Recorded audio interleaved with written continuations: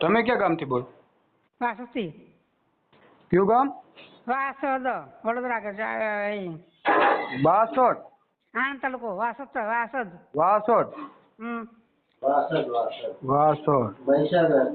હા મહીસાગર નદી. કોનું કરવાનું છે? હા છોકરાનું. તમારા છોકરાને કરવાનું છે? હા બાવાનું મારું. શું નામ છે? સાગર. સાગરભાઈ. હા. કેટલી ઉંમર છે? એની 32 વર્ષ. 32 વર્ષ. 32 વર્ષ. કયા સમાજમાંથી? અમે કડવા ઊંઝાવાળા. ઊંઝાવાળા. કામ શું કરો? મારો છોકરો નોકરી કરે. શું કરે? નોકરી એ ગયો છે પહેલા નોકરી મુખ્યમંત્રી આવાસમાં. મુખ્યમંત્રી આવાસમાં? કેટલો પગાર છે? 30,000. 30,000 પગાર છે. સરકારી કે પ્રાઇવેટ? સરકારી. સરકારી. હા.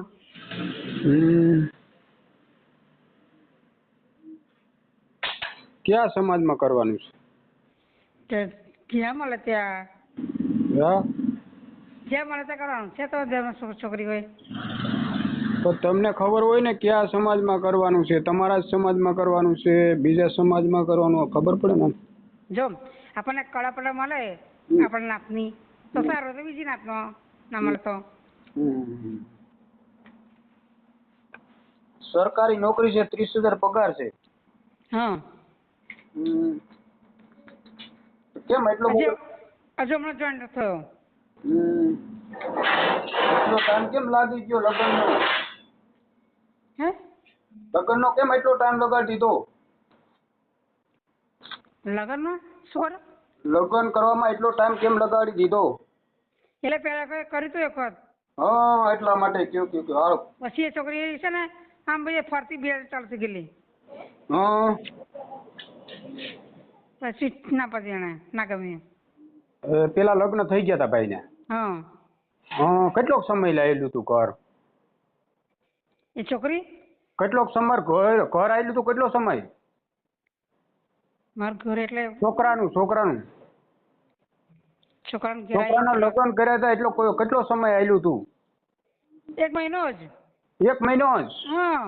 ઓહો. એ છોકરી છે ને એ છોકરી બીજા કોઈ ચાલુ છે બીજા જોડે. એટલે પછી કે મારે લગ્ન નહીં કરો, તાજો લગ્ન નહીં કરવું, મારે બીજે જાણું. લગ્ન કર્યા હતા પછી એવું થયું? સગાઈ થઈ ગઈ પછી? થઈ ના લગ્ન કરી પછી. તમારે કેટલા દીકરા છે? એક જ આટલો છે, એક જ ભાઈ. એક જ દીકરો છે? આટલો એક જ.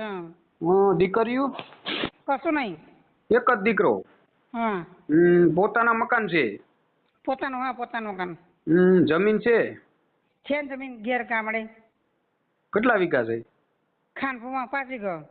5 વીઘા? અત્યારે પરિવારમાં કોણ કોણ રહ્યો છો? હું, મારા ઘરવાળા, મારો છોકરો. 3 જણા. 3 જણા? તો એને માટે તો છોકરી તો મળી જાય. ઉંમર એટલી નથી. કેટલી 35 વર્ષ કીધી ને? કોની? 32 જ. છોકરાની? 32 વર્ષ? હા. એટલે નાની ઉંમર. એટલી નાની ઉંમર ના કહેવાય એટલી બધી. હા, એ જ ને. કોઈ નાનું છોકરી ભેગી આવતી ચાલશે? ચાલે જ ને, સરસ. એટલા માટે કહું ને, કોઈ નાની બાળક આવે છોકરી ભેગી. છોકરી ચાલે. હા, દીકરો પણ દીકરી હોય ભેગી તો ચાલે એમ, બીજું કઈ નહીં. હા, દીકરી ચાલશે. એટલા માટે કહું છું. કેમ કે સરકારી નોકરી કરે છે, સારું ભાઈને છે ને, વ્યવસ્થિત હોય એટલે કઈ વ્યસન કઈ નથી ને? કશું જ નહીં. સાતવામાં નહીં કશું. કઈ વ્યસન જ નહીં?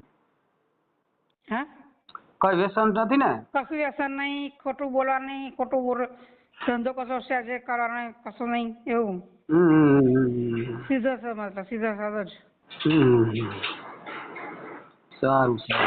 હા, તો છોકરાનો ફોટો મોકલજો. એ નહીં, મને છે ને હાઈ કરીને મોકલો. હા, તો હાઈ કરીને મોકલી દઉં ને છોકરાના બાયોડેટા મોકલજો. તો હા કરીને મને મોકલો તો મોકલી દઉં બાયોડેટા. હા બાયોડેટા મોકલી દીધો. હા અને કોઈનો ફોન આવે તો મને કોલ જરૂર કરજો.